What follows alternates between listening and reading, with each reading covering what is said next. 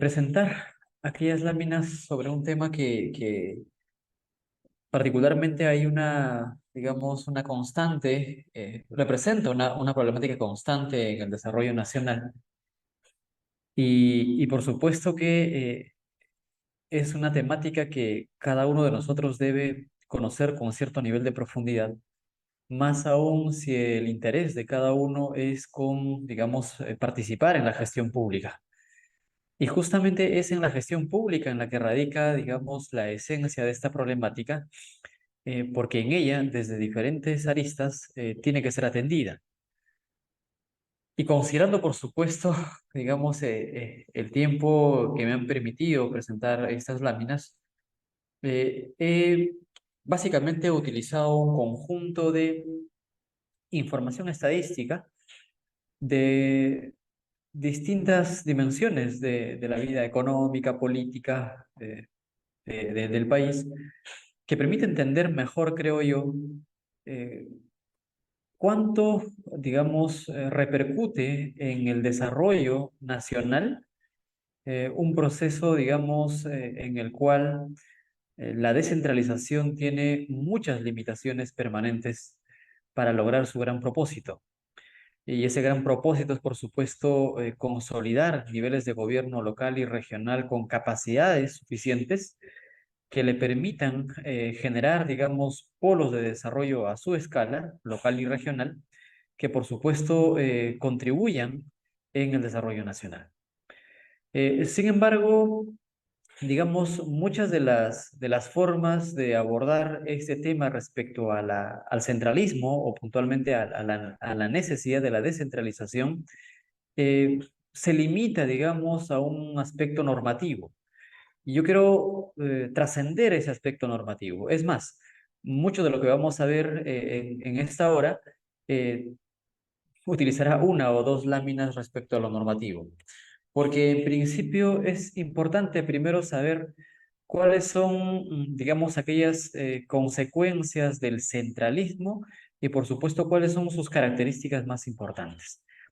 Y me parece que cuando entendemos de qué modo se organiza el territorio de la República, y con esto me refiero en principio a los niveles de gobierno, vamos a identificar que cada nivel de gobierno tiene en principio, digamos, tres grandes, em, digamos, competencias, ¿no? Que no se puede tener, digamos, en otra instancia que no sea el nivel de gobierno. Y me refiero puntualmente al hecho, por ejemplo, de crear circunscripciones político-administrativas, díganse distritos, provincias o departamentos, cuyo propósito es introducir dentro de la estructura político-administrativa en el país una nueva instancia que tenga ciertos poderes, ¿no? Ciertos derechos, ciertas competencias. Y esas en principio están referidas a competencias políticas, económicas y administrativas. Con esto quiero decir que en cuanto se constituya una unidad político-administrativa, digamos, en cuanto se crea un distrito, a esa nueva circunscripción político-administrativa se le asignan competencias políticas, económicas y administrativas, en función, digamos, a qué nivel de circunscripción político-administrativa estamos haciendo referencia. Porque, por supuesto, una municipalidad provincial, ¿no? Que administra un ámbito provincial, tiene mayores competencias o competencias en otras temáticas adicionales que no las tiene una municipalidad distrital. Y lo propio sucede cuando hacemos referencia, por supuesto, a un gobierno regional, que administra un ámbito departamental que está integrado por un conjunto de provincias y que, por tanto, las competencias y funciones transferidas a este nivel de gobierno regional es mucho más amplia y en diferentes temáticas que las que tiene una municipalidad provincial o una municipalidad distrital. Pero resulta que el centralismo lo que hace es justamente eso, centralizar estos poderes, centralizar estas funciones, estas competencias y que por supuesto esto está directamente relacionado a la centralización del presupuesto de la República. ¿Con esto qué quiero decir? Que por un lado, lo que se está centralizando es la toma de decisiones políticas, ¿no? Decidir en diferentes materias, decidir respecto a la distribución del presupuesto, administrar el presupuesto, y por otro lado, por supuesto, decidir respecto a, digamos, qué tipo de intervenciones se pueden realizar en el ámbito, en este caso, si el centralismo es nacional, decidir respecto a las funciones, digamos, a las competencias que se puedan transferir o no a los otros niveles de gobierno, pero por sobre todo decidir qué tipo de proyecto de inversión pública implementar y dónde implementarla y bajo qué supuestos. Esa capacidad de decisión se encuentra centralizada en ese escenario del centralismo y que por supuesto tiene sus consecuencias. Y me parece que el último censo de población vivienda realizado el año 2017 demuestra que, y los invito a revisar con cierto detalle, demuestra que por primera vez en la historia republicana del Perú, el censo del 2017 evidencia que existe ya ahora sí un despoblamiento rural. Ojo con ese detalle. Los distintos censos desde 1972 en adelante, incluso antes de esa fecha, evidencian que, digamos, la población en el ámbito rural, en términos porcentuales, era cada vez menor con respecto a la población en los ámbitos urbanos. Pero aún considerando que el porcentaje de población era cada vez menor, digamos, en valores absolutos, el volumen de población en las zonas rurales seguía creciendo y ha seguido creciendo hasta el censo del 2007. Sin embargo, el censo del 2017 por primera vez evidencia un volumen de población inferior al censo anterior. Lo que por tanto, digamos, ya se puede afirmar, considerando, digamos, más allá las críticas respecto a la validez o lo correcto, ¿no?, de estos datos oficiales, pero se podría afirmar de que en efecto hemos ingresado a un proceso de despoblamiento rural con un fuerte énfasis, digamos, de desplazamiento de esa población, en principio a los ámbitos urbanos inmediatos, pero con mucha frecuencia, y esto viene ya desde algunas décadas, incluso desde los fines de los 80, toda la década de los 90, un proceso de migración campo-ciudad, pero principalmente hacia la capital de la República. Y vamos introduciéndonos ya un poco al casón nacional, Lima, ¿no? Lo que por supuesto ha arrastrado un conjunto de problemáticas dentro de la misma capital. El primero, el asociado por supuesto a una falta de planificación urbana, ¿no? ¿Cuáles son los espacios de expansión urbana hacia los cuales, digamos, Lima ha, digamos, establecido dentro de sus instrumentos de planificación, de tal modo que le permita sortear con mayor facilidad, digamos, el desplazamiento de un punto a otro? Dígase desde Ancón hasta, se me ocurre, los balnearios del sur. ¿Cuánto tiempo nos toma movilizarnos, digamos, entre esos dos puntos? O incluso de oeste a este, desde el Callao hasta Chaclacayo o Chosica, por ejemplo. ¿Cuántas horas se tiene que, digamos, viajar para trasladarse de un punto a otro? Esas temáticas no han sido abordadas, digamos, dentro de un escenario de planificación urbana, porque ese fenómeno migratorio campo-ciudad y principalmente hacia la capital de la República no se avisoraba, digamos, de manera planificada. Y tanto es así, digamos, que en la actualidad la capital de la República concentra prácticamente la tercera parte de la población del país. Pero vamos a ver unos detalles láminas adelante. Entonces, por un lado, un despoblamiento rural con predominio en lo urbano, no solamente en la capital de la República, sino que también a su escala hacia las capitales provinciales y las capitales departamentales. Pero por otro lado, la concentración en la generación del Producto Bruto Interno. Eh, Solamente la capital de la República bordea, digamos, el 37% de aporte al PBI nacional. Ojo, una provincia. El país tiene 196 provincias, pero solo una provincia, o sea, la capital de la República, bordea el 37% de aporte al PBI nacional. Ese es una consecuencia del centralismo que tiene, por supuesto, severas repercusiones dentro de digamos, el propósito del desarrollo regional al interior del país. La concentración del poder político.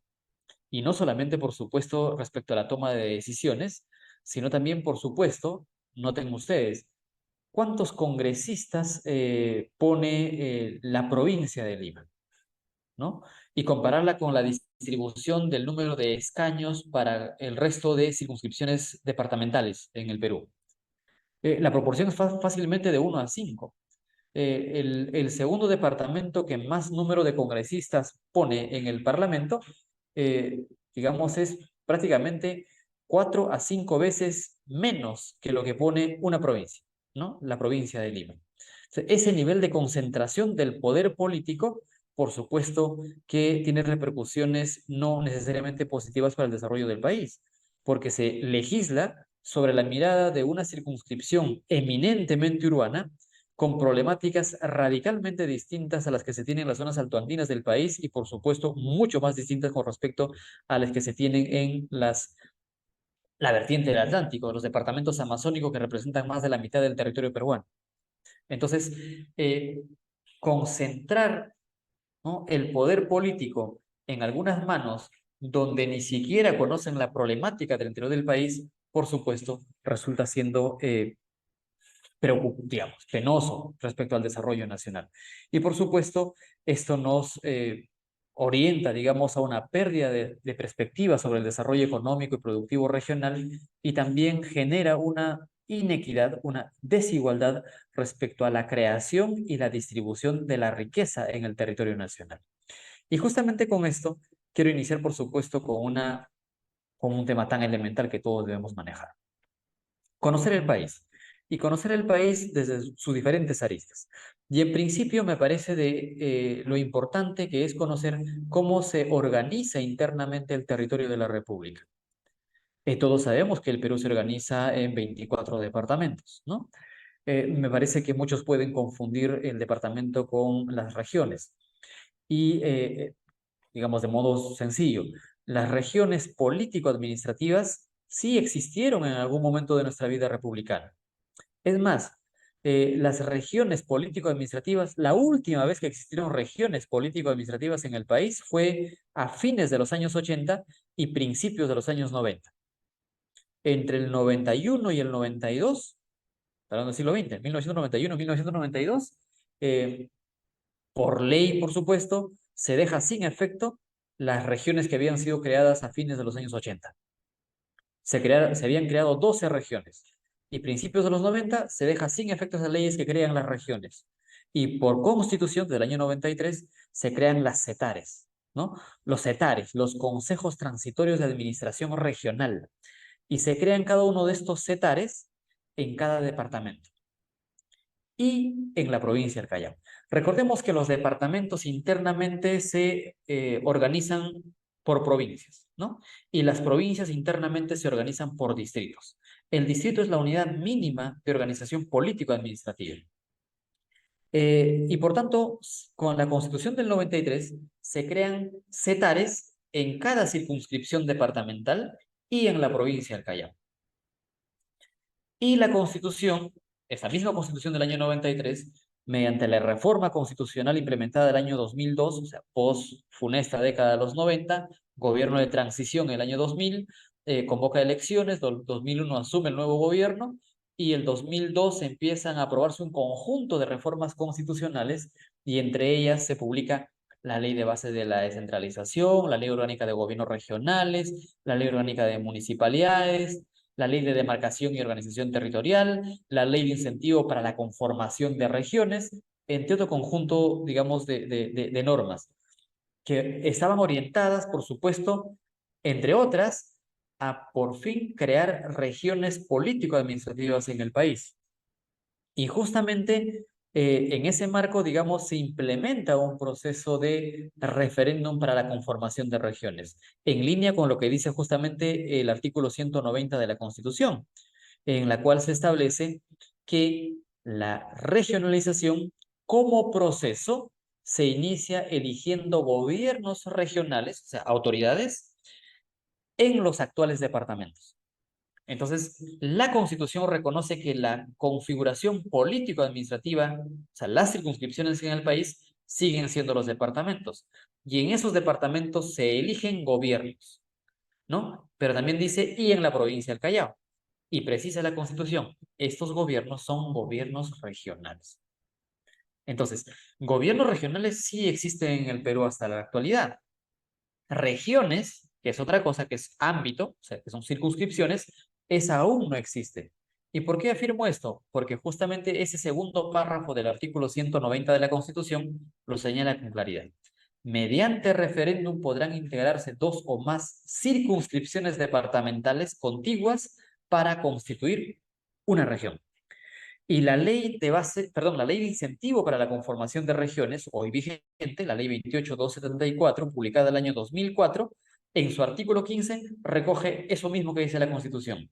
Para crear una región se requiere que se integren o fusionen dos o más circunscripciones departamentales colindantes mediante referéndum. Y resulta que el año 2005, 30 de octubre, se implementa el único referéndum que hasta la fecha, digamos, se ha implementado post-2002. Han pasado, ¿cuánto? 21 años. Y en ese único referéndum para crear regiones, para conformar regiones, se presentaron 5 propuestas, que son justamente las que ven en el mapa, ¿no? Con colores diferenciados, excepto el gris. Y de esas 5 propuestas, digamos, destaca un poco el sur, ¿no? Porque lo que figura en color amarillo, en principio por dos razones. Porque estaba integrado por 3 departamentos, puntualmente Arequipa, Puno y Tacna, no Moquegua, como pueden ver aparece en gris en el centro como un picarón, ¿verdad? Un círculo en el centro. Moquegua no apostó, digamos, no decidió por sumarse a esa región del sur, entre otras razones, digamos, porque las circunscripciones que integrarían esta región tenían que distribuir entre todos el canon que corresponda, digamos, a los departamentos en referencia. Y recordemos que la SAUDER opera, entre otros, en el departamento de Moquegua, y por supuesto el canon que se genera en ese departamento tenía que ser redistribuido en la nueva circunscripción regional que implica Arequipa, Puno y Tacna. Por un lado eso, pero por otro lado también destaca en particular, digamos, esta propuesta del sur, porque resulta que de los 3 departamentos que la integran, la propuesta, únicamente los que corresponden al departamento de Arequipa, la población arequipeña mayoritariamente apostó por el sí. Quiero decir, para crear una región. Sin embargo, la suma del total de población de Puno y Tacna y el no de Arequipa, perdón, ganó, prevaleció. Y por supuesto, las otras 4 propuestas, mayoritariamente la población también apostó por el no. Esto quiere decir que el año 2005, en el único referéndum que se implementó para crear regiones político-administrativas en el país, en todas ganó el no, lo que nos permite concluir que a la fecha el Perú no tiene ninguna región político-administrativa. Cero. Aún mantenemos departamentos como circunscripciones, pero sí tenemos gobiernos regionales. Uno en cada departamento y uno en la provincia del Callao. Se eligen 25 gobernadores regionales. Entonces, ¿cuál es nuestra forma de organización en términos de niveles de gobierno? 3 niveles de gobierno. Gobierno nacional, gobierno regional y gobierno local. Y en términos de circunscripciones político-administrativas, solamente tenemos departamentos, provincias y distritos. 24 departamentos, 196 provincias y 1891 distritos. El detalle es cómo abordamos el tema del centralismo y la descentralización sobre la base de estos 1891 distritos, 196 provincias y 24 departamentos. Y resulta que hay algunos datos interesantes que a la fecha se pueden ya recoger, teniendo, teniendo ya prácticamente más de 2 décadas con nuevas leyes orientadas a un proceso de descentralización. Tengo una pregunta por interno. ¿Por qué es importante conformar regiones y no dejarlo meramente como gobiernos regionales en base a departamentos? Muy buena pregunta, Juan. A ver, En principio, lo que se ha buscado es siempre, digamos, construir espacios supradepartamentales que, digamos, que representen unidades geoeconómicas. Espacios, digamos, con un muy buen potencial de articulación, que se pueda generar, digamos, dinámica económica ya regional que contribuya, digamos, con su propia dinámica al desarrollo nacional.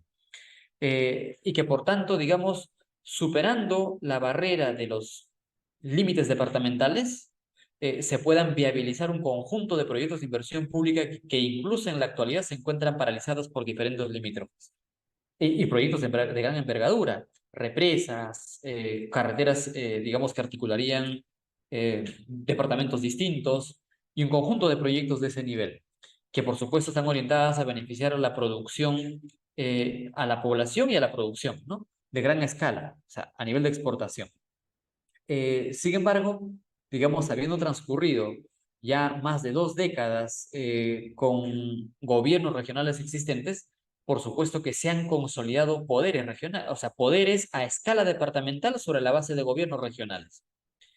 Y por supuesto, a estas alturas, hablar, digamos, de un proceso de conformación de regiones, muchos actuales y ex gobernadores regionales, por supuesto que no lo ven con simpatía, porque perderían un espacio en el cual tener, digamos, el control de cierto poder político, económico y administrativo, aunque sea a esa escala de gobierno, ¿no? Pero bueno, esa es la apuesta. El detalle es también cómo superamos, digamos, territorios disfuncionales. ¿Y a qué me refiero con esto?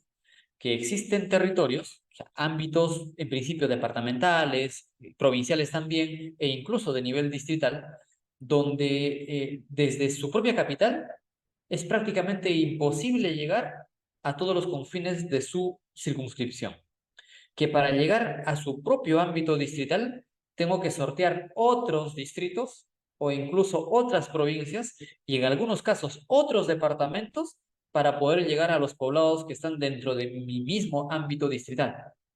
Así de disfuncional se encuentran organizadas hoy los territorios, digitales, provinciales y departamentales. Y justamente el propósito de constituir regiones también está orientado a crear circunscripciones funcionales en las cuales se permita atender anexiones y, por supuesto, procesos de configuración y reconfiguración de estos territorios.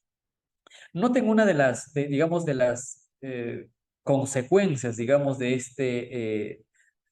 esta macrocefalia urbana, le denominaba Max Meneses, sociólogo peruano. Eh, el gráfico de la izquierda, solamente Lima representa más del 30% de la población nacional.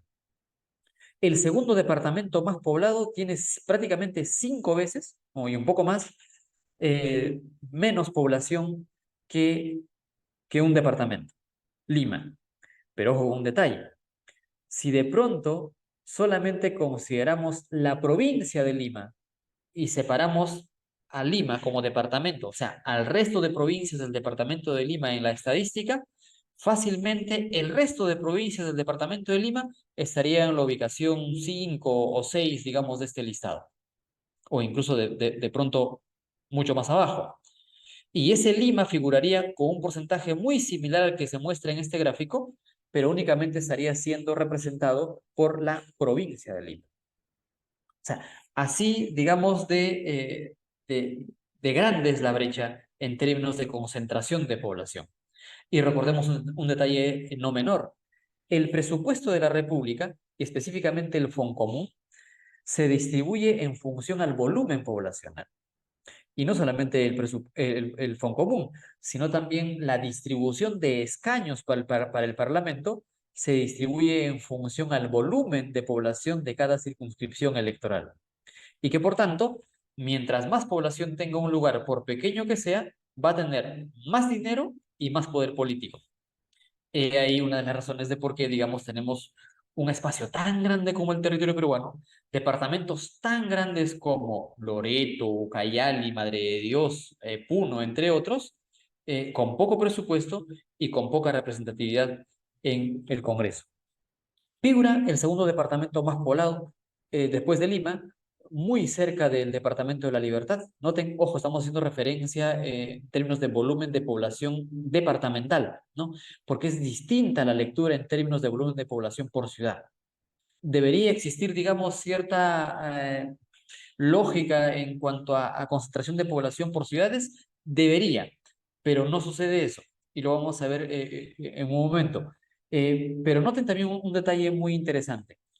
Durante los 70, 80 y 90, esos procesos migratorio campo-ciudad, con un fuerte énfasis, por supuesto, a la capital de la República, también resulta que ha tenido sus impactos en ciudades litorales.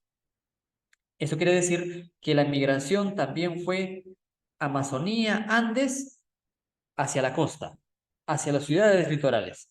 Y justamente por ese motivo, digamos, también tiene mayor concentración de población ciudades como Chiclayo, Trujillo, Piura, Chimbote, ¿no? Ica, Tacna, entre otras.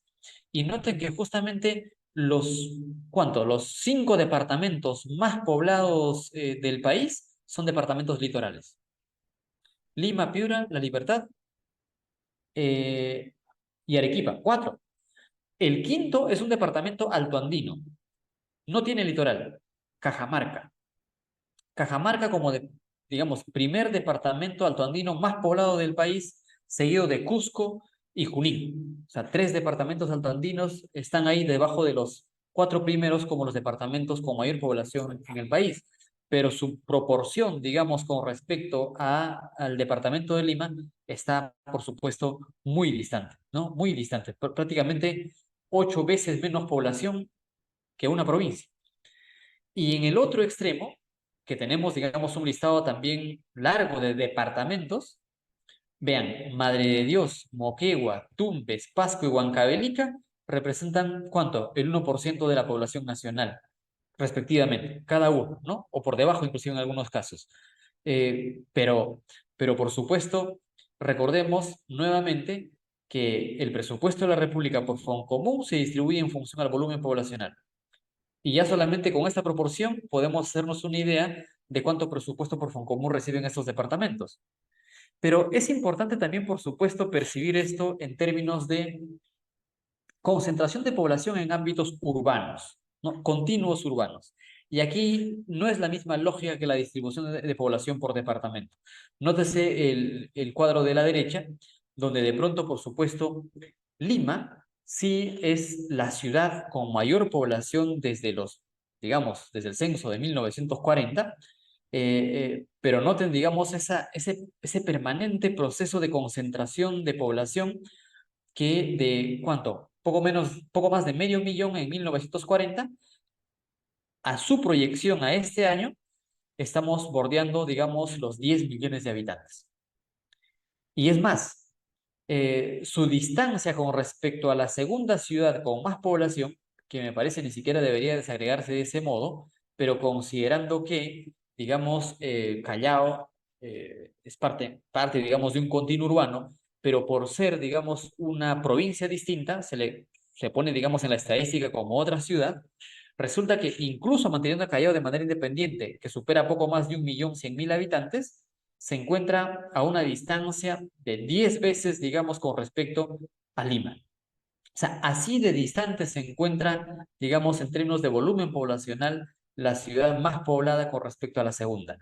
Y si unimos, por supuesto, Lima y Callao, porque es la metrópoli nacional, existe un continuo urbano entre ellas, estamos hablando poco más de 11 millones de habitantes, y su comparación con respecto a la siguiente ciudad más poblada en el país, que es Arequipa en este caso, resulta que la distancia, la proporción es exactamente la misma, de 1 a 10.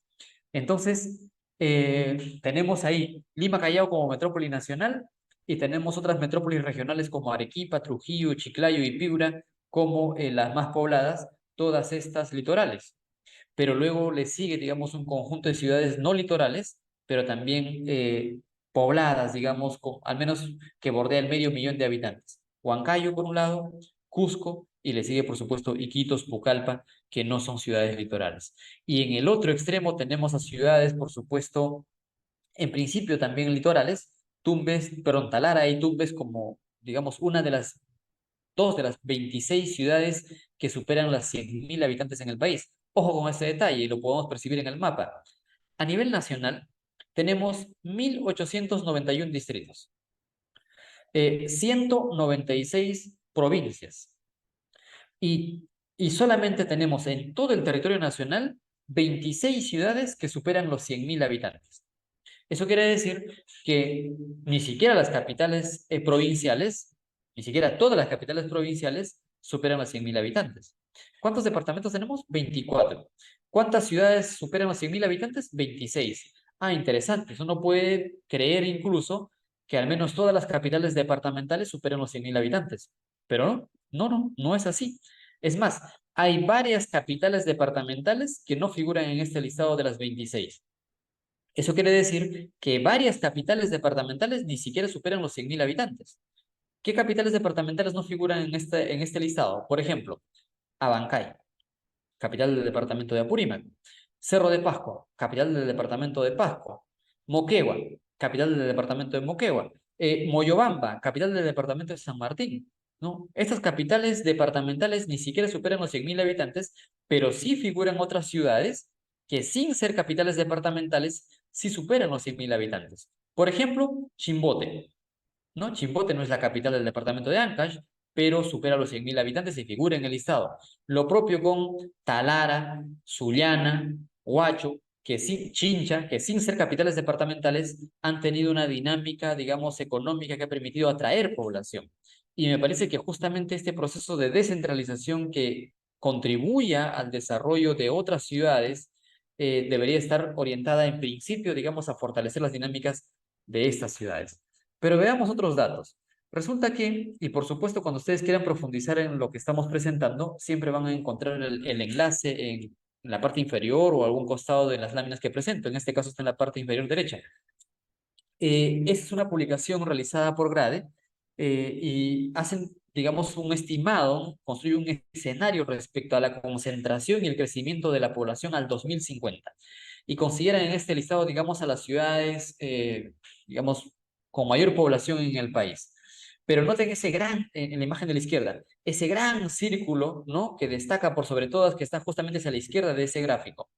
Es Lima. Lima en azul al 2017, en verde y en rojo al 2050, digamos, con escenarios generados por esta investigación. Lima no deja de ser, digamos, al 2050, estamos hablando de cuánto, un poco más de, ¿cuánto? 27 años, un poco más de cuarto de siglo, y digamos, esa macrocefalia urbana de la cual hacía referencia Max Meneses no desaparece.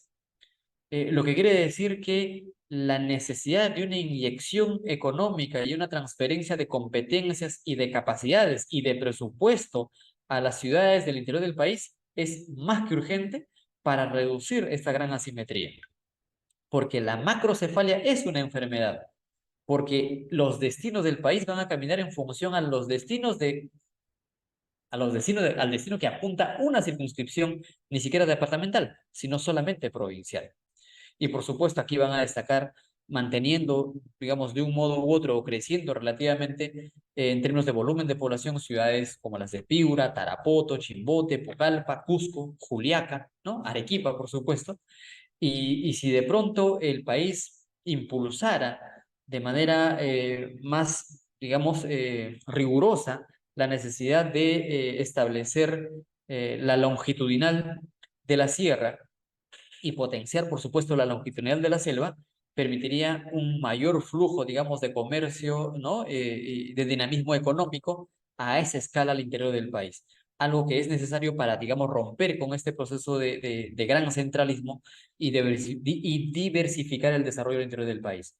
El gráfico de la derecha nos muestra países vecinos, ¿no? Países de Sudamérica, donde la ciudad más importante, digamos, cuán cerca en términos porcentuales se encuentran de las siguientes ciudades más importantes de cada uno de estos países. Y noten que de pronto, en el caso de Bolivia inclusive, la ciudad más importante eh, tiene un tamaño de, digamos, de volumen de población muy parecida con su segunda ciudad más importante. En el caso de Bolivia estamos haciendo referencia a Santa Cruz, ¿no? La Paz, Santa Cruz, como las ciudades más pobladas o importantes dentro de Bolivia. Y cuando vemos, digamos, Ecuador, Venezuela, Brasil, Colombia, en todos estos casos, la segunda ciudad más importante está con un nivel, digamos, de proporción o semejanza del 50% con respecto a la ciudad más importante de estos países. Pero en el caso peruano, la proporción es del 10%. Y es justamente lo que veíamos en la lámina anterior. O sea, el volumen de población de Arequipa con respecto, como segunda ciudad más poblada, con respecto a la metrópoli nacional Lima-Callao, la distancia es de 1 a 10. Y esa es justamente, digamos, una muestra de cómo el centralismo afecta al resto del país, donde la proporción de una ciudad con respecto a otra es tan larga. A ver, me parece que tengo mensajes por el chat. En un segundo. Ok. Se mencionó sobre si se podía separar una región del Perú, así como decían los pobladores en el sur de la sierra hace meses que indicaban no sentirse peruanos y que por eso querían separarse. Y de ser así, ¿cómo sería el procedimiento? A ver, recordemos que por constitución el Perú es un estado unitario. O sea, en el marco de nuestra constitución no es posible, digamos, que una circunscripción departamental o una provincia o un distrito pueda separarse del Perú en el marco de esta constitución, en el marco del Estado de Derecho, aceptada por la comunidad internacional, que eso no debería suceder, y digo debería suceder. Sin embargo, la evolución histórica de los territorios, algo, digamos, que ha sucedido y sucede todo el tiempo y sigue sucediendo en la actualidad. Basta con ver lo que sucede en Europa, en Medio Oriente, ¿no? Entre otros lugares, África mismo, ¿no? Eh, las fronteras políticas del planeta están en constante evolución. Hay expresiones de circunscripciones al interior del país que desean, por ejemplo, anexarse al Brasil. Y me refiero puntualmente al caso de Purús. Y eso lo dijo su propio alcalde provincial ya el 2019, repetido el 2020 por sus comunidades nativas y el 2021 también. Sin embargo, en el marco del Estado unitario eso no podría suceder, pero comprendiendo, digamos, cómo evolucionan los territorios y cómo evolucionan las fronteras políticas, eso, digamos, quizá en algún momento puede llegar a suceder.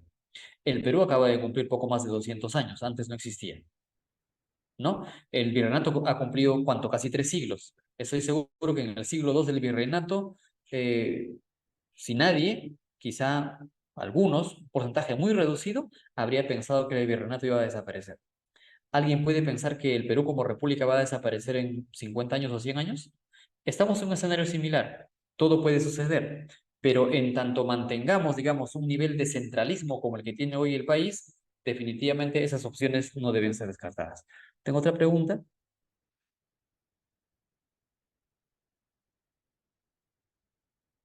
Ay, qué buena pregunta. A ver, si el trabajo remoto podría ser un catalizador para la descentralización. Me parece que el tema de la descentralización tiene que ser abordado en una envergadura más amplia, ¿no? No limito, digamos, de que esta posibilidad no deba darse. Creería que es importante, es posible, digamos, implementar ese tipo de modalidades de trabajo remoto en los diferentes niveles de gobierno. Pero la descentralización está asociada a cuánta capacidad industrial pueda asentarse en una circunscripción político-administrativa. ¿Cuánto poder político puede tener una circunscripción político-administrativa distinta a la capital? ¿Cuánto poder económico, por tanto? Pero todo esto va a estar asociado, sin lugar a dudas, en principio, a un proceso de articulación, digamos, que le permita dinamizar esa capacidad productiva. ¿Cuántos espacios del territorio de la República no están integradas al resto del territorio nacional? Lo que estoy hablando no es una ficción, no es una teoría. Hay muchos lugares del interior del país que no están articulados al resto del territorio nacional. Tanto es así que para llegar a cualquier otra parte del Perú, tengo que pasar, digamos, por límites internacionales, por territorio de otros países, para recién luego llegar al territorio peruano. Esa es una situación que existe. Y justamente el no verlo o el no querer verlo, por supuesto, no va a contribuir a mejorar, digamos, los procesos de descentralización.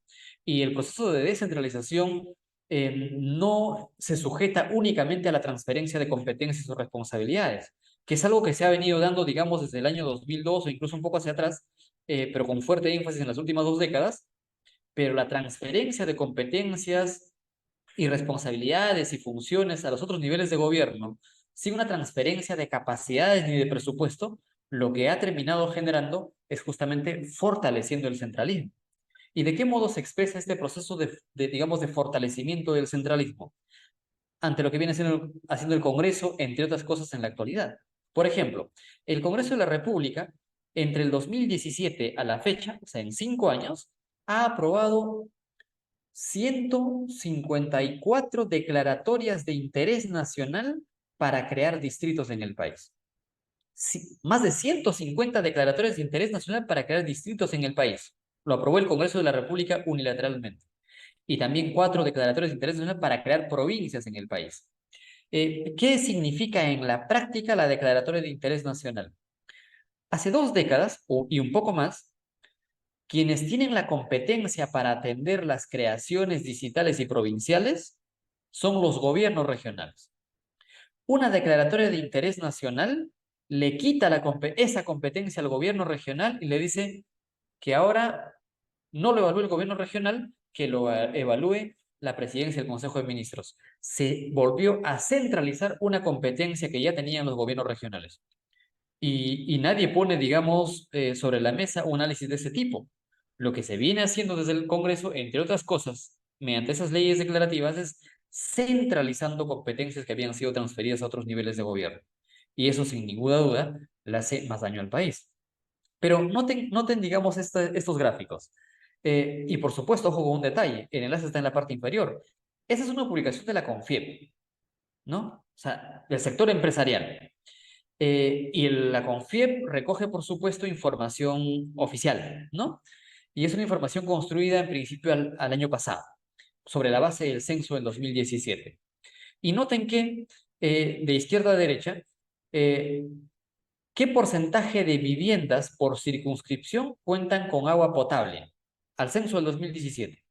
La media nacional, 83% de las viviendas.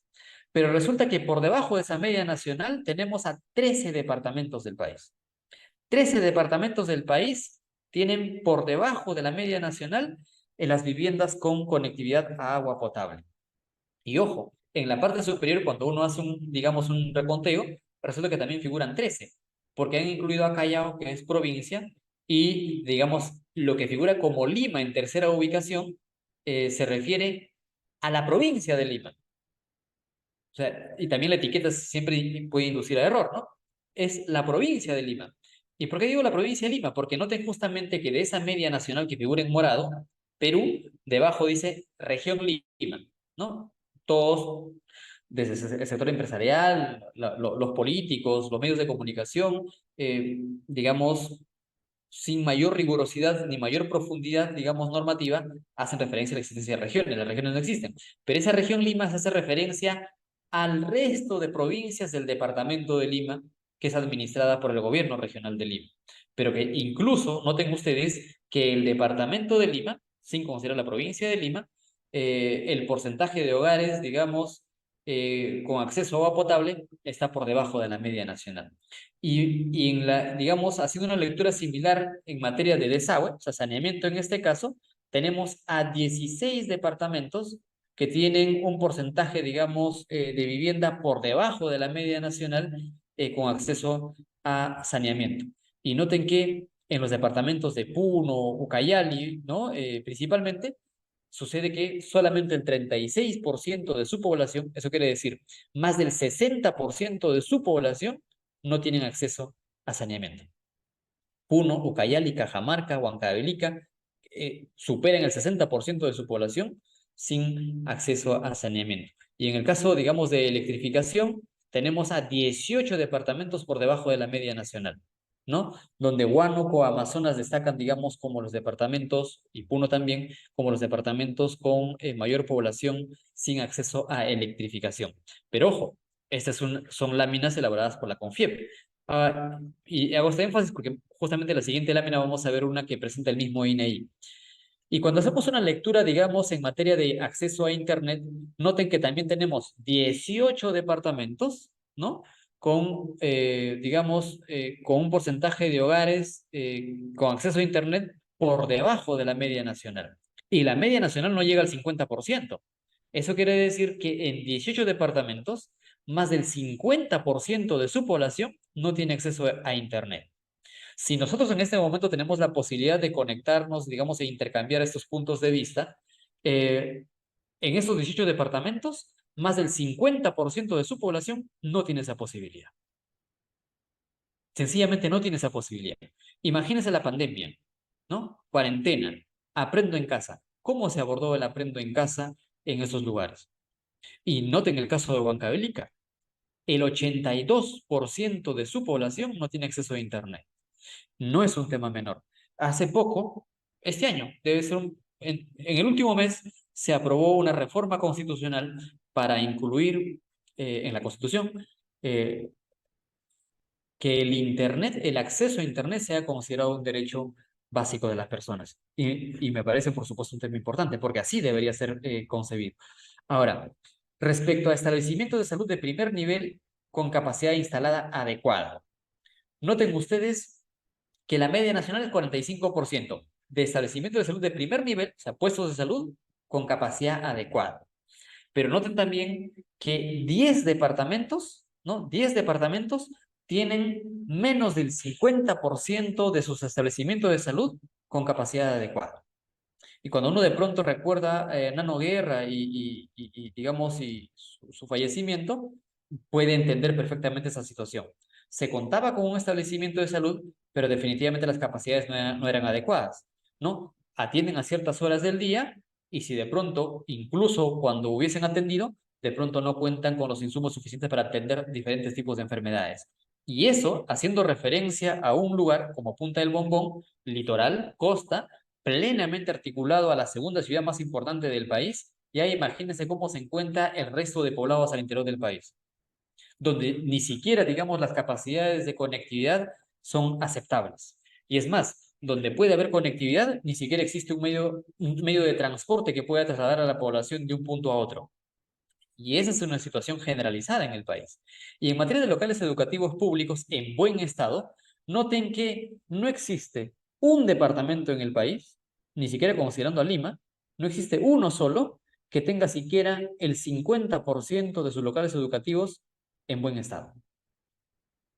Todos los departamentos del Perú tienen a más del 50% de sus locales educativos en mal estado. Y por supuesto, y la media nacional es 16%. Imagínense ustedes, el 60% de locales educativos en Tacna no están en buen estado. En Puno y en Pasco, el 92% de los locales educativos no están en buen estado. ¿Cómo podemos esperar, digamos, mejorar los niveles educativos en situaciones donde ni siquiera la infraestructura se encuentra en buen estado? Imaginemos la situación digamos, de capacidades formativas de los docentes, ¿no? Y esta es una lámina presentada por el jefe del INEI este año, cuando presentó el informe de pobreza anual al 2022. Y me pareció interesante esta lámina, porque noten ustedes que hace, digamos, en principio, el listado de circunscripciones que tienen al menos una necesidad básica insatisfecha. Y sin lugar a dudas, la Amazonía es el que destaca en su integridad. Loreto, el departamento donde más del 52% de su población tiene al menos una necesidad básica insatisfecha. Seguida por Ucayali, San Martín, Amazonas, departamentos amazónicos, eminentemente amazónicos, ¿no? Luego Huánuco, Madre de Dios, Pasco, Junín, departamentos que también están en la vertiente del Atlántico. Resulta que la vertiente del Atlántico destaca por tener circunscripciones departamentales, provinciales y distritales, digamos, en condiciones, digamos, muy por debajo con respecto a las circunscripciones de la vertiente del Pacífico. Y es algo que la misma Naciones Unidas destacó en su informe de desarrollo humano, que lo vamos a ver láminas adelante. Pero también noten, por supuesto, que el INEI, cuando hace su análisis respecto a las viviendas sin acceso a agua, desagüe y electricidad, a escala nacional, el 30% de la población no tiene acceso a agua, saneamiento y electricidad. 30% de la población. ¿Cómo se abordó el aprendo en casa?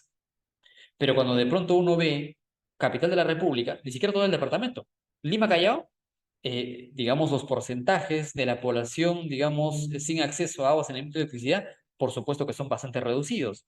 Y ese es el resultado justamente del centralismo, donde de pronto el mayor porcentaje del presupuesto de la República se orienta a una circunscripción en detrimento del resto del país.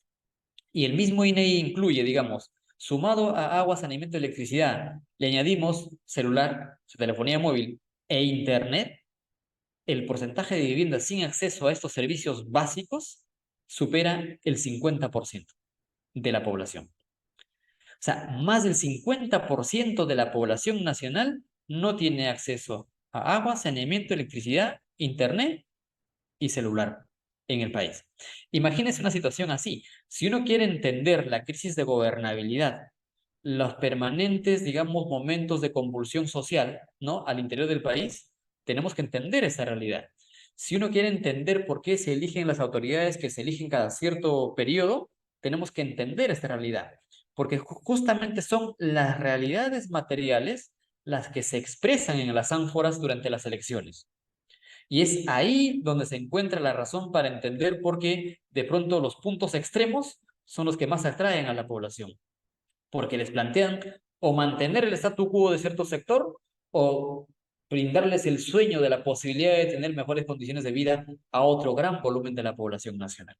Y de pronto esto, por supuesto, también es importante entenderlo desde cómo las circunscripciones aportan al PBI nacional. Y noten ustedes que en este diagrama de barras lo he construido yo, porque digamos en ese enlace que figura en la parte inferior, el INEI pone a disposición el Excel, ¿no? Con toda la información. Y resulta que la barra más grande que destaca el de la izquierda responde a una provincia. No es un departamento, es una provincia, la capital de la República. Y ojo, en este listado también está el departamento de Lima, o sea, las otras provincias del departamento de Lima sin considerar la capital. Y figura, digamos, por debajo de Ica. Figura como región Lima, porque así está la etiqueta en el INEI, ¿no? Es el departamento de Lima, las otras provincias del departamento de Lima. En este listado también figura la provincia del Callao. Y noten que ni siquiera aparece segundo o tercero. Y de pronto cuando uno, digamos, ojo, estamos en el centralismo, cuando uno retira de este análisis solamente la provincia de Lima porque distorsiona toda la estadística nacional en el país, que puede presentar un Perú pujante, creciente, como se presentaron en las últimas 2 décadas, resulta que esa situación correspondía a una provincia. Y esa provincia distorsionaba el resto de estadísticas del interior del país, porque de pronto, retirando a la provincia de los análisis, es esta la que tendríamos como distribución, digamos, del aporte al PBI en función a los otros departamentos en el país, ¿no? Pero la distancia es enorme, porque la distancia es, noten, de 5,5 a 36 estamos hablando de 7 veces la diferencia. O sea, el departamento fuera de la provincia de Lima, el departamento que más aporta al PBI nacional es Arequipa, estando, digamos, relativamente cerca La Libertad, luego Callao, luego Ancash, Cusco, Piura, Ica y luego Lima, las otras provincias del departamento de Lima, pero aún así, digamos, siendo Arequipa el departamento que más aporta al PBI nacional, resulta que su distancia con respecto al primero es 7 veces la diferencia. Entonces, esto tiene que ser entendida justamente en el marco de ese proceso de gran centralismo que afecta, por supuesto, al desarrollo del interior del país. Esta lámina de la izquierda lo construye la Universidad Católica, lo presenta con cierta frecuencia el índice de competitividad regional. Ese año lo ha presentado hace pocos meses. Y noten ustedes que desde la lectura de la Universidad Católica, que analiza 5 pilares para entender la competitividad regional, eh, destaca Lima, ¿no? En el primer lugar, la primera ubicación, pero ojo, nuevamente, la provincia de Lima, ni siquiera el departamento de Lima. La provincia de Lima es el que figura, Lima metropolitana, ¿no? La provincia de Lima que figura en la primera ubicación como, digamos, entre lo que tenemos en el país, el que se encuentra en mejores niveles de competitividad. Pero si de pronto uno ve la etiqueta, ¿no? Las categorías en la parte inferior con los colores distintos, esa, digamos, la categoría que le corresponde a la provincia de Lima es medio-bajo en términos de competitividad. Solamente seguido, en este caso del departamento de Moquegua, como bajo. en términos de competitividad. La provincia de Lima y Moquegua. Todo lo demás en el país o está en muy bajo o en extremo bajo. Es más estamos hablando 10, 15, 16 o un poco más, 17 departamentos en el país están considerados como extremo bajo en términos de competitividad. Imagínense ustedes, si desde la lectura de la academia, digamos, considerando 5 pilares, persona, empresa, infraestructura, gobernabilidad, ¿no? Solamente la provincia de Lima destaca como competitivo y aún así le pone la etiqueta de medio bajo y luego Moquegua como bajo. Imagínense a tener al resto del país como extremo bajo o muy bajo. Ese es el resultado, digamos, de un centralismo que no permite el desarrollo del interior del país. Y por supuesto, estos dos mapas de la derecha, primero el del medio, los dos han sido elaborados por el PNUD, el Programa de las Naciones Unidas para el Desarrollo. El del medio es referido a Índice de Desarrollo Humano. Y aquí, por supuesto, destaca, en principio, algunas provincias del litoral, y noten, por supuesto, que Lima destaca ahí, ¿no? Y provincias contiguas del departamento de Lima, también litorales, algunas provincias litorales en Ica, Moquegua, Arequipa y Tacna, y tenemos una provincia, digamos, en el departamento de Madre de Dios. Pero destaca, por supuesto, que todas las zonas altoandinas y principalmente las circunscripciones amazónicas son los que tienen menos IDH, contraria a lo que se tiene, digamos, por supuesto, en el caso de la provincia de Lima. Y el último mapa de la derecha, en materia de índice de densidad del Estado. ¿Cuán presentes se encuentran las instituciones del Estado peruano en las diferentes provincias del país? Y resulta que, en lo propio, ven el departamento de Lima, es este departamento, por estar, digamos, inmediatamente cercana a la capital de la República, la que tiene una mayor presencia del Estado peruano, en detrimento, digamos, bueno, teniendo condiciones mucho menores, las otras circunscripciones provinciales de las zonas altoandinas y, digamos, mucho más distante aún, en términos de poca presencia del Estado, las circunscripciones de la Amazonía peruana. Y por supuesto, y esto es, me parece la única lámina en términos de marco normativo, noten ustedes que tenemos un amplio listado de un conjunto de leyes, decretos legislativos, decretos supremos, orientados a, digamos, fortalecer un proceso de descentralización en el país. Un proceso, digamos, que inició con bastante fuerza el año 2002 y donde incluso una de las últimas leyes ha sido publicada el año 2020, ¿no? Sin embargo, los resultados, los avances son bastante pobres, ¿no? Tanto es así que, digamos, a 2 siglos de vida republicana, 2 décadas después, un poco más del iniciado este último proceso de descentralización, como resultado tenemos un mapa del centro, que cuando de pronto cualquier, digamos, ingreso al territorio peruano tenga que realizarse, prácticamente la única puerta de entrada es la capital de la República, ¿no?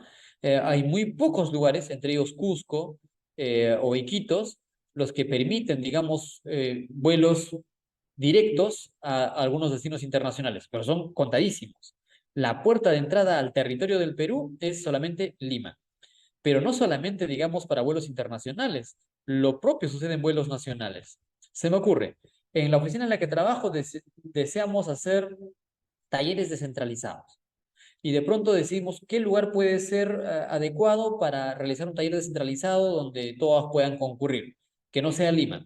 Ya, vayamos al centro del Perú, digamos Huancayo, y de pronto ya, coordinamos para que estas reuniones se realicen en Huancayo y de pronto recibimos comunicados de Puerto Maldonado, Tacna, Cusco, Iquitos, Piura, Tumbes, que para llegar a Huancayo ellos primero tienen que hacer vuelo hacia Lima y solo después de Lima otro vuelo hacia Jauja para luego dirigirse a Huancayo. Así descentralizada se encuentra el territorio nacional, lo que de pronto tiene que llevarnos a repensar, por supuesto, también en esta forma de conectividad interna, porque, digamos, si bien es cierto, la conectividad debe ser multimodal, o sea, aérea, terrestre y fluvial, ¿en qué condiciones se encuentra la conectividad fluvial? ¿En qué condiciones se encuentra la conectividad terrestre? Sumado al hecho, digamos, de que en materia de conectividad aérea, Solo hay primero, un punto de llegada obligatoria para las diferentes circunscripciones del país para luego trasladarse a otras. En materia de conectividad terrestre, la situación no, digamos, es la mejor. El tiempo que demora trasladarse de un punto a otro o la inexistencia, digamos, de ferrovías que permitan una conectividad más rápida y de mayores volúmenes de población y de mercancía es tan necesaria como para potenciar el desarrollo al interior del país. Pero no olvidemos que un porcentaje importante del territorio peruano es amazónico y ahí la conectividad es predominantemente fluvial. ¿Y qué posibilidades, digamos, de conectividad rápida, segura y de grandes cantidades de personas tenemos por las vías fluviales? ¿No? Tenemos, digamos, el ferry que se ha inaugurado hace relativamente poco desde Iquitos hacia Caballococha. Me parece que va hasta Santa Rosa del Amazonas, en el trapecio amazónico. Pero ¿qué sucede, digamos, con la conectividad hacia Pucallpa, hacia Yurimaguas, hacia Saramiriza, que son, digamos, conectividades predominantemente fluviales? Y donde con cierta frecuencia hay personas, digamos, que pierden la vida por, digamos, tener no condiciones adecuadas de las embarcaciones que puedan, digamos, soportar lo caudaloso que pueden ser muchas veces estos ríos. Entonces, esa es una situación que no muchas veces se aborda, pero que es importante conocerla. El mapa de la derecha muestra al 2017 los distritos con esa población con al menos una necesidad básica insatisfecha. Y justamente los que se encuentran en colores más oscuros son los distritos que tienen a un volumen mayor de su población con al menos una necesidad básica insatisfecha. Y rápidamente destaca, por supuesto, todas las zonas altoandinas y principalmente las circunscripciones de las zonas de frontera en el país. Y en materia, por supuesto, de distribución del presupuesto, eh, digamos, es importante saber qué porcentaje se encuentra orientada a los diferentes niveles de gobierno. Y noten que en términos evolutivos, el enlace de esta publicación está en la parte inferior izquierda y el de la CONFIEP en la derecha, pero en el de la izquierda, noten ustedes que del 2015 al 2020 se registra, pues, digamos que el mayor porcentaje, digamos, del gasto corriente es transferido al gobierno nacional. En todo ese periodo ha superado más del 60%. Tanto es así que el año 2020, en ese reporte, el 65% del presupuesto en gasto corriente está en manos del Poder Ejecutivo, el gobierno nacional. Solamente el 23% está en manos de los gobiernos regionales y el 12% en manos de los gobiernos locales. Es un gasto corriente. Y en distribución porcentual de capital transferido, o sea, para proyectos de inversión pública, el porcentaje, digamos, es muy similar. 67% en manos del gobierno nacional en 2020, 15% en gobiernos regionales y 18% en gobiernos locales. Sin embargo, digamos, las temáticas transferidas, se me ocurre, vital en materia de transporte y vialidad, de pronto el mayor porcentaje de redes viales son de naturaleza vecinal. O sea, recordemos que las redes viales son nacionales, departamentales y vecinales. El mayor porcentaje de las redes viales existentes es de categoría vecinal. ¿Qué quiere decir esto? Que es competencia del gobierno local atenderlas. Mejoramiento, rehabilitación y mantenimiento. Sin embargo, solamente el 18% del presupuesto para proyectos de inversión orientados a ese tipo de actividades están en manos de gobiernos locales. ¿Con qué capacidad económica pueden atender el mayor porcentaje de redes viales existentes, digamos, bajo su competencia? Y peor aún, cuando de pronto quien tiene que decidir finalmente si gasto o no, o invierto o no en la rehabilitación o mejoramiento de esa vía, no lo decide únicamente el gobierno local. Tiene que ser aceptada hasta el gobierno nacional para finalmente, digamos, entregar la buena proa a la empresa que se encargue de hacer ese tipo de actividad. Y noten justamente en ese mapa perdón, en esa imagen de la parte superior derecha, donde existen responsabilidades ya distribuidas por distintos niveles de gobierno y hay, por supuesto, competencias exclusivas del Ejecutivo como relaciones exteriores, defensa, moneda, comercio internacional, tributación, pero noten un tema muy particular, orden interno, o sea, seguridad, ¿no? cuando de pronto uno ve y está cansado de ver los noticieros porque hay solamente noticias, digamos, de delincuenciales, digamos, de las 2 horas, prácticamente la integridad estaba orientada, digamos, a ese tipo de noticias, ¿no? Pero orden interno es responsabilidad exclusiva del gobierno nacional y el presupuesto está únicamente en el gobierno nacional para ese propósito. Quizá de pronto debería abordarse estrategia conjunta, ¿no? Articulada, donde de pronto también deba existir una distribución del presupuesto al gobierno regional y local para atender, ¿no? Coordinadamente con el gobierno nacional ese tipo de actividades.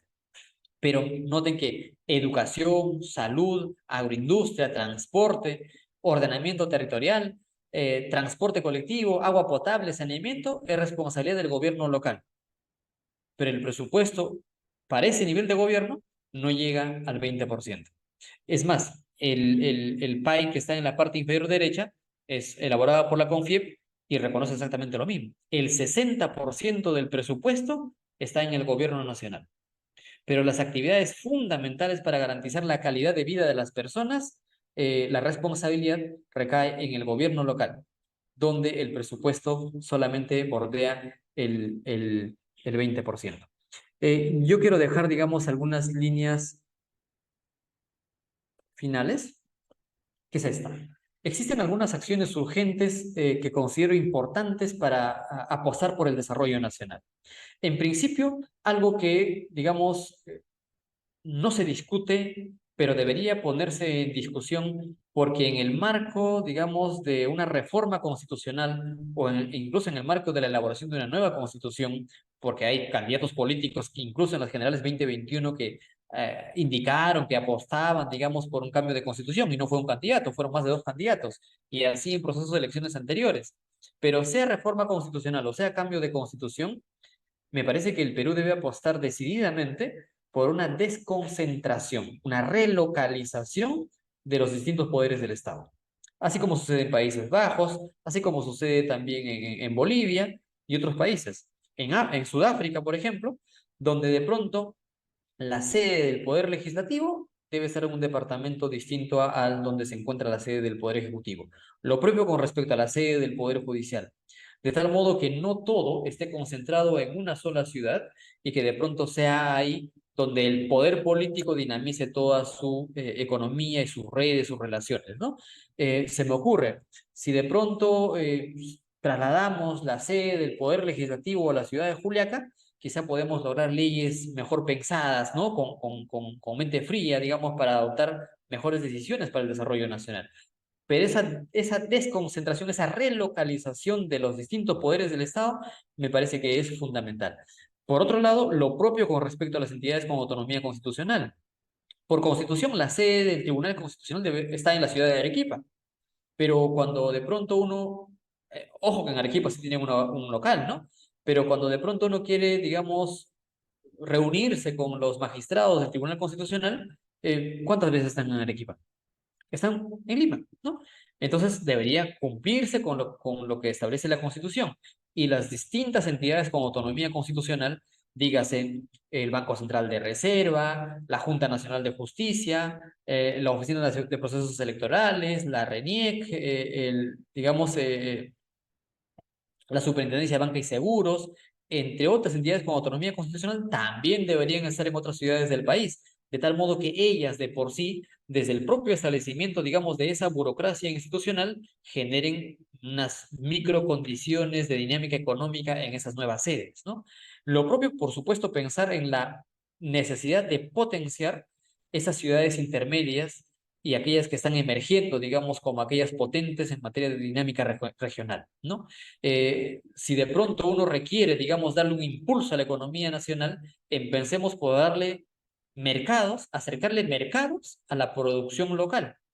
Si de pronto alguien produce en un distrito o en una provincia y quiere trasladar su producción, ¿tiene que trasladarla hasta Lima todavía? Por aquí tenemos a más de 10 millones de habitantes. Se podría potenciar dinámico, digamos, dinamizar la atracción de la población hacia ciudades intermedias, de tal modo que también se potencie su dinámica económica. Por otro lado, esto no va a ser posible si es que se dejan de lado, digamos, la conexión multimodal. Es importante mejorar el sistema de carreteras en el país. Recordemos que, lo que mencioné hace un momento, un porcentaje importante de las redes viales en el país es de categoría vecinal. Por tanto, es competencia del gobierno local dotarle de capacidades, digamos, para que los transportes puedan circular sin mayor complicación. Y eso no es posible. Con poco presupuesto no es posible. Con esto no estoy diciendo que se transfiera la competencia al gobierno regional o al gobierno nacional. Todo lo contrario, hay que transferir capacidades y presupuesto y libertades para poder decidir en esa materia al gobierno local a efecto de que pueda cumplir con plenitud su función. También, por supuesto, pensar en la necesidad de conectar por ferrovías eh, al menos las capitales departamentales en el país. No es posible, digamos, que en cada proceso, digamos, de verano, con lluvias en las partes altas del país, se bloquee el tránsito o bajo cualquier movilización, digamos, se bloquee una carretera y la capital de la República quede desconectada. Y lo propio, digamos, con ciudades litorales. Deberían existir redes, digamos, de conexión transversal desde la costa hacia la parte altoandina y, por supuesto, la vertiente del Atlántico, que permita una mayor celeridad respecto al flujo de personas y de mercancías. Y por supuesto también pensando en la vertiente del Atlántico de los departamentos amazónicos, definitivamente invertir de manera importante en la construcción de embarcaderos y por supuesto la posibilidad de utilizar, digamos, embarcaciones de mayor calado, de mayor rapidez y de mayor seguridad en esa vertiente del Atlántico a efecto de que esta población también puede trasladar sus volúmenes de producción a mercados inmediatos. Por otro lado, un tema que no debemos descuidar. El Perú es uno de los 20 países más extensos del planeta. No hay país europeo, exceptuando Rusia, que sea del tamaño del Perú. Francia, Alemania, caben sin ningún problema dentro del territorio peruano. Así de grande es el Perú. Y por tanto, dentro del territorio peruano existe una diversidad turística enorme. Pero ¿cuántas de ellas conocemos? Machu Picchu, Sacsayhuamán, Cuela, digamos, Sillustani, Lago Titicaca y pueden ser cuatro o cinco más entre los conocidos. Pero hay una diversidad turística increíble y recordemos que un fuerte ingreso a la economía europea está asociada justamente al sector turístico. Y el Perú debería potenciar esa capacidad turística e incluso a escala digital y provincial que permita, en principio, turismo nacional y, por supuesto, esto conlleve a una dinámica de flujo de turismo internacional. Y, por supuesto, algo que también en materia económica no se debe descuidar es un proceso de creación, promoción y fortalecimiento de industrias nacionales. ¿Cuánta capacidad industrial tiene el Perú? O sea, el Perú tiene una riqueza ictiológica increíble, ¿no? Tiene una potencialidad forestal increíble, pero ¿se industrializa esa materia prima en el país? ¿Cuánto valor agregado le damos a nuestra riqueza, digamos, extractiva? Mínima, ¿no? Y por tanto existe la necesidad de crear empresas estatales o empresas privadas de capitales nacionales, pero que finalmente industrialicen esa tremenda riqueza extractiva para darle valor agregado y, por supuesto, dinamizar, digamos, a un ritmo mayor nuestra economía, ¿no? Porque sucede que incluso en la actualidad, mucho de nuestra materia prima termina saliendo a países vecinos y regresan enlatados o bajo otras modalidades a precios, por supuesto, mucho más elevados. Y algo que no debemos descuidar sin ninguna duda, a efecto de apostar por el desarrollo del Perú, garantizar la soberanía y la integridad territorial, es implementar, más allá del discurso, en la práctica, una política activa de fronteras vivas. La asimetría de las ciudades peruanas de las zonas de frontera con respecto a las ciudades o los poblados digamos, de las zonas de frontera de países vecinos es de tal distancia que muchos peruanos tienen doble nacionalidad, estudian en el país vecino, utilizan la moneda del país vecino, reciben beneficios y programas sociales del país vecino y por tanto, digamos, esa amenaza de penetración geopolítica de países vecinos termina, por supuesto, en el largo plazo afectando la posible, digamos, integridad del territorio peruano. Yo me parece que sí, quiero dejarlo aquí y agradezco, por supuesto, la invitación de Sergio y todo el equipo de mentores. Si tienen preguntas, por favor, estoy atento. Voy respondiendo aquellas que tengo por interno. Me da un segundo. ¿Qué es una frontera viva? A ver, hace ya varios años en el Ministerio de Vivienda y en el Ministerio del Ambiente, al menos en el papel, se ha estado haciendo énfasis respecto a las fronteras vivas, ¿no? Eh, y se refieren, digamos, a una inyección económica mediante diferentes programas y proyectos en las zonas de frontera del país, en distritos de frontera del Perú. Ya desde el año 2011, fines de 2011, se aprobó una ley marco para el desarrollo y la integración fronteriza. Y esa ley marco hace referencia a la necesidad, 2011, de la necesidad de que el Perú tenga una política de fronteras. Y la Constitución del año 93 también señala de que es deber del Estado promover una política de fronteras.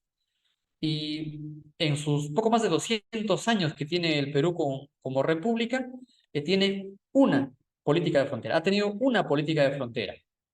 Y en el marco de esa política de frontera aprobada el año 2018, también se aprobó mediante el decreto supremo la identificación de áreas críticas de frontera.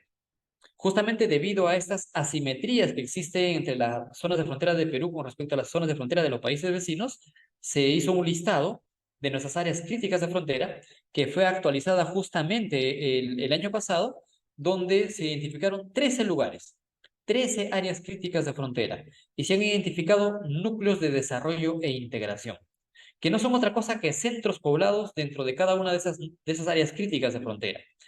Son poblados en los cuales los diferentes ministerios, principalmente energía y minas, transportes y comunicaciones, educación, salud, MIDIS, vivienda, deben orientar un porcentaje de su presupuesto para que implementen programas que están en competencia de esos sectores a efecto de que esos lugares se consoliden. Y en el marco de la consolidación de esos poblados, empiece, por supuesto, a generar, a irradiar, digamos, un desarrollo a su escala. Y la política de fronteras vivas es justamente eso: brindar de infraestructura y condiciones mínimas de habitabilidad o de vida digna a la población en lugares de frontera. Y 13 áreas críticas de frontera, por supuesto, en principio son insuficientes. Tengo otra pregunta. Las ciudades fronterizas peruanas que más se relacionan con las extranjeras y los nombres de estas. Uy, a ver, las que más se relacionan con las zonas de frontera. En principio, en términos de ciudades, es muy complicado, ¿no? Porque ni siquiera califica como tales. Pero digamos aquellas que pueden tener ese reconocimiento, Aguas Verdes, la frontera con Ecuador, Aguas Verdes, Huaquillas, digamos, entre las que tienen cierto nivel de paridad con Ecuador. Pero hay otras a lo largo de la frontera de Perú con Ecuador, donde sencillamente la condición de la población asentada en nuestra zona de frontera no califica ni siquiera para categorizarla como ciudad. Como caserío, quizá, ni siquiera como pueblo, como caserío, pues son 5 categorías para los poblados, ¿no? Ciudad es una categoría, digamos, tenemos caserío, pueblo, villa, ciudad. La cuarta categoría en términos de importancia, la más alta, digamos, ¿no? Metrópolis, sí. Pero digamos, Aguas Verdes, Huaquillas. Aguas Verdes en el Perú, en la frontera con Ecuador. Hacia Bolivia, a nivel de ciudad, tenemos Desaguadero, ¿no? Desaguadero, Perú, cruzamos el río Desaguadero, porque donde desagua Titicaca, ¿no? Y el río Desaguadero, Desaguadero Perú, Desaguadero Bolivia. Ambas ciudades se llaman Desaguadero, tanto en Perú como en Bolivia. También con un nivel de paridad al nivel, digamos, de categoría de ciudad. Y luego nada, hacia el sur, Tacna, ¿no? No tenemos nada inmediatamente cruzando la frontera con Chile. Recordemos que está ahí el aeropuerto de Chacayuta, pero digamos a media hora, 1 hora tenemos Arica, ¿no? Otra ciudad peruana. En términos de ciudad. Todo lo demás, tenemos poblados con población muy pequeña que no califica siquiera como ciudad. Digamos, entre ellas, Islandia. Islandia, que es la capital del distrito de Yavarí, Loreto. Pero Islandia tiene una población tan pequeña que no califica como ciudad. Como pueblo quizá, ¿no? Ya en el mejor de los casos como villa, pero no como ciudad. Y al costadito, literal, o sea, caminando llega uno a una ciudad brasileña en este caso, Benjamin Constant.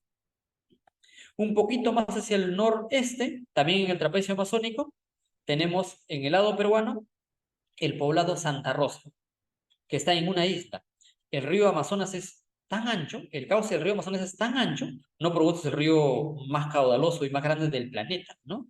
Es tan ancho que pasan embarcaciones, digamos, de gran calado, embarcaciones de 6 pisos, 7 pisos, llevando maderas de grandes dimensiones, y en el medio del cauce, digamos, hay una isla, y en esa isla están asentados poblados, y uno de esos poblados con mayor población es Santa Rosa, Isla Santa Rosa, el poblado más importante del Perú en esa parte del trapecio amazónico, pero no llega a bordear los 1000 habitantes. Y al frente tenemos la otrora ciudad peruana de Leticia, hoy colombiana, con más de 40.000 habitantes. Cruza una calle Leticia, tenemos otra ciudad potente ya brasileña, Tabatinga, de más de 60.000 habitantes. Entre Leticia y Tabatinga superan los 100.000 habitantes. Cada uno tiene un aeropuerto internacional, cada uno tiene universidades, institutos superiores, mercados, municipalidades, cadenas hoteleras, una buena dinámica comercial, y al frente, bueno, en la isla peruana no llega a 1000 habitantes, versus 100.000 del frente. Eh, si eso, digamos, no podemos entenderlo en términos de asimetría, la necesidad de implementar una política de fronteras vivas, de asignar, digamos, mayores incentivos también, eh, no solamente funciones, sino también presupuesto y capacidades a esos niveles de gobierno, no se van a reducir esas grandes diferencias. ¿Tengo otra pregunta? ¿El canon minero no apoya la descentralización? Arlet, gracias. En el sentido de que se brinda un mayor ingreso por este concepto del presupuesto ya designado para los departamentos. A ver, buena pregunta. El canon se distribuye porcentualmente. Ojo, el mayor porcentaje del canon se queda en el gobierno nacional. Empecemos por ahí. El mayor porcentaje del canon se queda en el gobierno nacional. Y luego hay un porcentaje que va al gobierno regional para que se distribuya en las otras provincias del departamento. Otro porcentaje va a la municipalidad provincial para que distribuya en los otros distritos de esa provincia. Y un porcentaje, también, digamos, relativamente importante, comparado con el resto que va a recibir el resto de distritos de esa provincia o del departamento, va al distrito del cual se extrae ese recurso. Pero ojo, le dice, este porcentaje es tuyo, municipalidad, pero la llave la tengo yo, MEF, ¿no? Y yo voy a abrir el cañito para que salga el dinero, tu dinero, ¿no? Para que salga tu dinero, sí y solo si el proyecto que vas a aprobar se ajusta a mis criterios, ¿no? Ese es el problema del cuello de botella, ¿no? Donde de pronto dice, ok, es tu dinero, pero solamente va a salir si lo que tú apruebas como proyecto se ajusta a mis criterios. Y resulta que, yo he trabajado más de 4 años en el Ministerio de Transportes, y resulta que las priorizaciones, por ejemplo, para decidir construir o no una carretera, no son pues las mismas priorizaciones que hace el alcalde distrital, ¿no? Las priorizaciones las pone el MTC, ¿no? Y si de pronto desde el MTC consideran que la inversión, digamos, el monto a gastar para la construcción de esa carretera eh, no va a lograr retornos económicos, que me parece un tremendo error, porque los retornos no solamente deben ser económicos, no son solamente económicos, pero la medida es económica. Si los retornos que se van a lograr no justifican tamaño gasto, simplemente, siendo tu dinero, no abro la llavecita. Y por tanto, perdiste tu tiempo, mejor piensa en otro proyecto. Es una constante. Entonces, puede parecer engañoso cuando de pronto dice, el 30% se distribuye entre el gobierno regional, provincial y distrital sobre la base del canon recibido por el recurso X, ¿no? Pero bueno, le corresponde al gobierno regional o a esos niveles de gobierno, pero la llave la tiene el gobierno nacional. Entonces, quizá por ahí un cambio normativo que permita que esos niveles de gobierno sí tomen decisiones, como por ejemplo, creería yo que la rehabilitación, el mejoramiento y el mantenimiento de las redes viales vecinales, que incluso les permita categorizar, acceder a categorías de otro nivel como red vial departamental o red vial nacional, está asociado, por supuesto, a presupuesto. Y si es que los gobiernos locales no tienen un presupuesto para darle mantenimiento, esas van a mantenerse como trocha, en muchos casos inaccesibles. O sea, hay articulación, pero no hay accesibilidad. Es un tema, una constante en el territorio nacional. No por gusto la Universidad Católica concluye de que prácticamente la integridad del territorio peruano está extremadamente bajo en términos de competitividad. Y esa no es una lectura política. Uno revisa el documento, y la verdad es que es muy concreto, digamos, con indicadores, ¿no? 5 pilares, indicadores, redes viales, infraestructura, empresa, población y unidad de trabajar, y resulta que no son competitivos. Y tiene una explicación, el centralismo. A ver, ¿qué más tengo por aquí? Mm, ¿Qué tipo de proyectos pueden realizar mancomunidades para favorecer la descentralización? Gracias, José. A ver, un buen tema que no abordé mucho. Existen en el Perú mancomunidades municipales y mancomunidades regionales. Las mancomunidades regionales ya son 7, ¿no? Me parece que el 2021, en plena pandemia, se creó la última mancomunidad regional. Eh, Tanto las mancomunidades regionales como las mancomunidades municipales tienen un propósito. Ese propósito es conformar, digamos, una mancomunidad, eh, darle vida, digamos, a un cuerpo gerencial, ¿no? Digamos, un gerente de la mancomunidad, donde las distintas circunscripciones involucradas aporten, ¿no? Y decidan qué proyectos que beneficien a la mancomunidad pueden implementarse, superando, entre otras cosas, trabas legales. Trabas como, por ejemplo, asociados a diferentes limítrofes. Recordemos que prácticamente el 80% de las circunscripciones en el país no tienen límites definidos por ley. Y de pronto, cuando una municipalidad o un gobierno regional quiere implementar un proyecto, aparece el gobierno regional vecino y dice, proceso judicial porque ese territorio es mío. Y empieza un litigio, digamos, en temas de pertenencia político-administrativa que paralizó el proyecto de inversión pública y perjudicó a la población.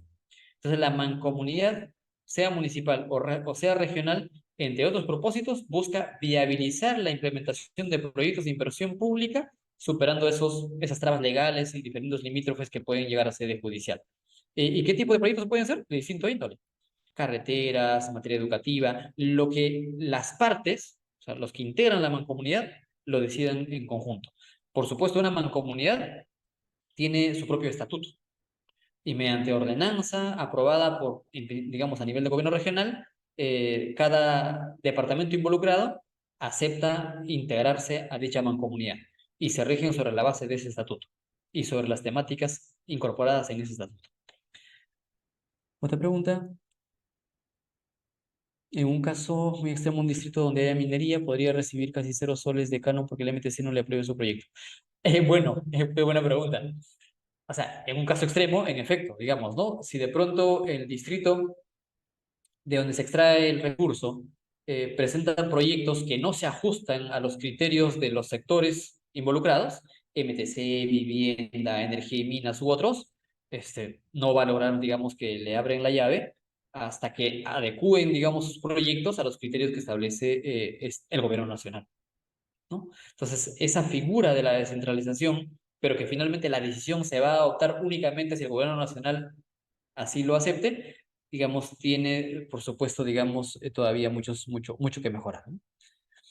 Mm. Carlos, ¿hasta cuándo puede gastar un gobierno local bajo modalidad de administración directa?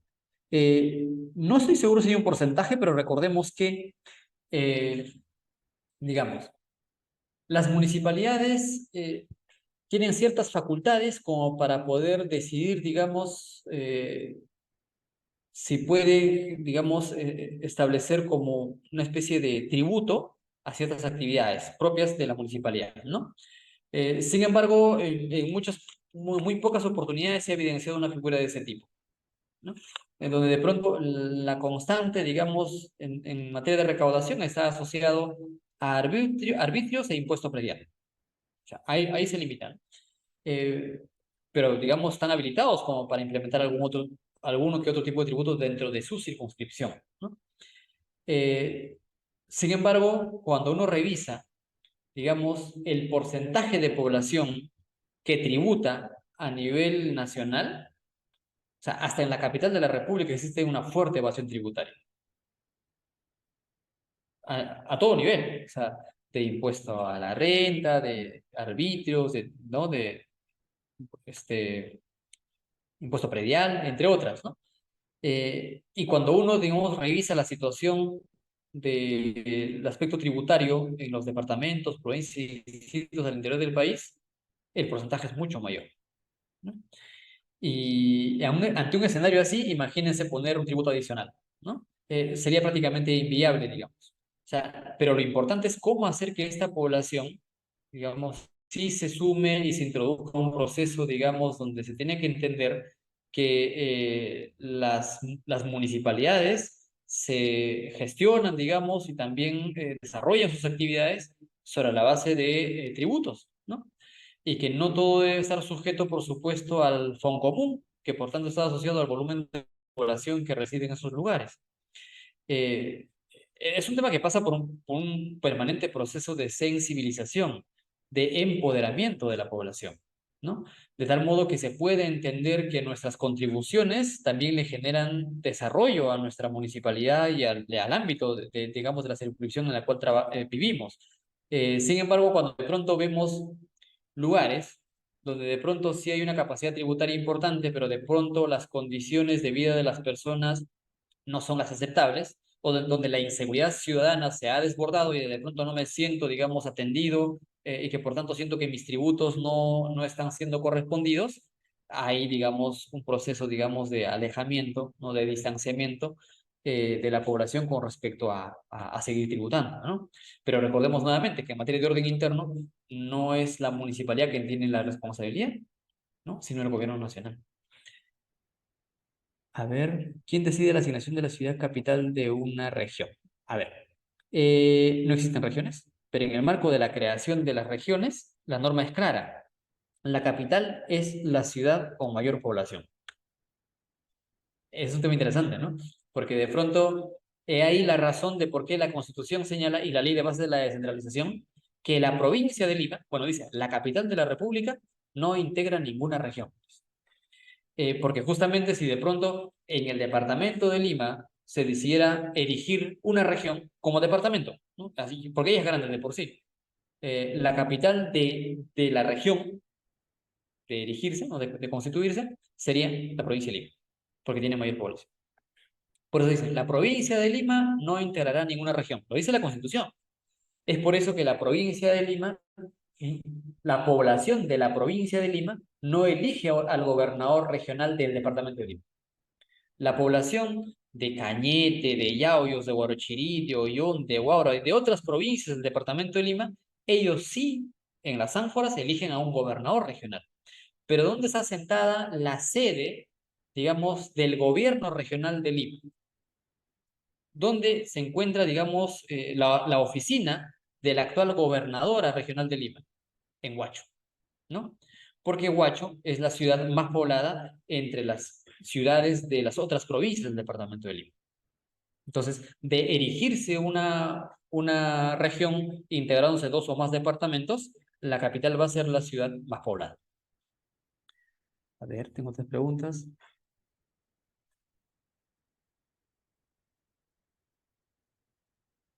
¿Cómo se puede combatir los altos niveles de corrupción? Wow.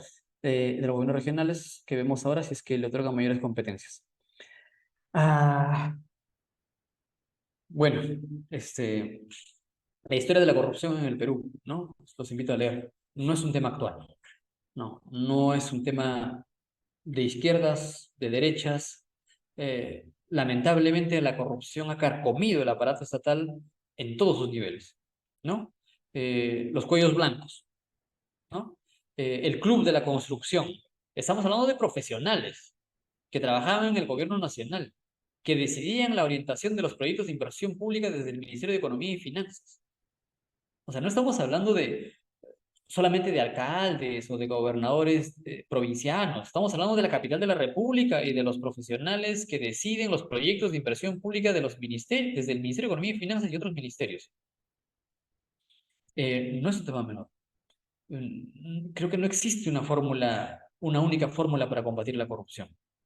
Eh, por ejemplo, si la pregunta estuviera asociada incluso, digamos, para combatir la inseguridad, y de pronto uno yo lo veo digamos, con sonrisa porque no sé de qué manera reaccionar cuando el Congreso de la República decide otorgarle 30 años, hasta 30 años de cárcel a los que roban celulares. Bueno, definitivamente esa no es la solución para la inseguridad. Lamentablemente, nuestro sistema educativo tiene una enorme responsabilidad, Y la responsabilidad, digamos, ese cambio, digamos, de mentalidad no es inmediato. Implica un proceso, e incluso generacional. Y si podemos entender como generación, digamos, a aquellos que agoten, digamos, una etapa incluso educativa, inicial primaria y secundaria, ya siquiera hasta ahí, inclusive hasta ahí, estamos hablando hasta los 17 años. O sea, en 17 años podríamos estar viendo un primer gran cambio, si es que ya hemos empezado. Entonces, no es tan sencillo. Hay que atacar por las diferentes aristas. Y por supuesto, hay un permanente proceso de sensibilización, de educación, ¿no? Y también, por supuesto, de un marco normativo más fuerte, pero donde exista, digamos, un sistema de justicia que en efecto sancione situaciones y personas que cometen ese tipo de delitos al margen, digamos, de la posición política, ideológica o clase social a la cual pertenece, ¿no? ¿Cuántos, digamos, empresarios peruanos están vinculados a Odebrecht? ¿Cuántos están presos? ¿Cuántos no? ¿Cuántos que de pronto, digamos, tienen indicios de corrupción están presos, pero otras que tienen indicios mucho más, digamos, con mayor prueba, con mayor cantidad de pruebas, siguen libres, ¿no? ¿Cuántos denunciados por corrupción fugaron y siguen, en este caso, desde Bélgica, cobrando su sueldo como jubilado? Y me refiero a Inostroza, digamos, que, digamos, fue la expresión máxima, digamos, de una instancia tan importante como el Consejo Nacional de la Magistratura en materia de justicia, quienes decidían jueces para el Poder Judicial y fiscales para el Ministerio Público, negociando libertad o reducción de pena para un violador. O sea, esos niveles de corrupción han carcomido todo el aparato estatal y que, por supuesto, luchar contra ello implica ser firmes, ser claros, ser transparentes y difundir, digamos, ante un escenario de corrupción que podamos presenciar. Cueste lo que cueste, pero muy pocas veces se tiene esa fortaleza. ¿Qué son las circunscripciones y cuál es su diferencia con la región, la cual no existe? Ya mencioné desde el principio. Son, en términos de circunscripciones, las que existen en la práctica son departamentos, provincias y distritos. Circunscripciones son ámbitos, espacios, ¿no? Niveles de gobierno son burocracias, autoridades. La burocracia no es mala, son instituciones con autoridades designadas para asumir ciertas funciones y competencias en un ámbito, ¿no? Y ahí tenemos tres niveles de gobierno. Gobierno nacional, que administra el país. No existe gobierno central, porque los medios y los políticos hacen referencia al gobierno central. No existe. La Constitución hace referencia al gobierno nacional. Gobierno regional, que administran los actuales departamentos, y lo dice la Constitución.